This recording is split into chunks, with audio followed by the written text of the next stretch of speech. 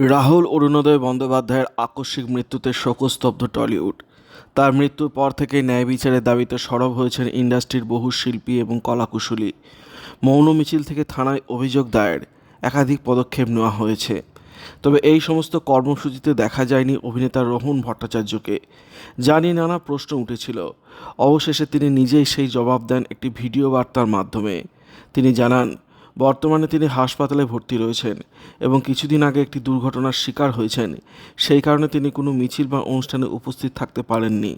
তবে শারীরিকভাবে অনুপস্থিত থাকলেও মানসিকভাবে তিনি রাহুলের পাশে আছে বলে স্পষ্ট করে দিয়েছেন অভিনেতা।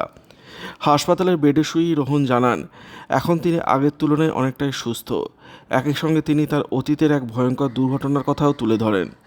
2012 সালে শুটিং করতে গিয়ে দার্জিলিং মেল ট্রেনের ধাক্কায় গুরুতর আহত হন তিনি।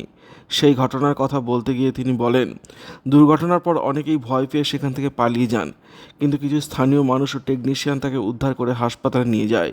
সেই অভিজ্ঞতা আজও তার মনে গভীর দাগ কেটে রয়েছে। রোহনের বক্তব্য থেকে উঠে আসে শুটিং সেটের নিরাপত্তার অভাবের প্রসঙ্গ। তিনি অভিযোগ করেন, অনেক ক্ষেত্রে যথাযথ অনুমতি ছাড়া শুটিং হয় এবং দুর্ঘটনার দায় কেউ নিতে চায় না।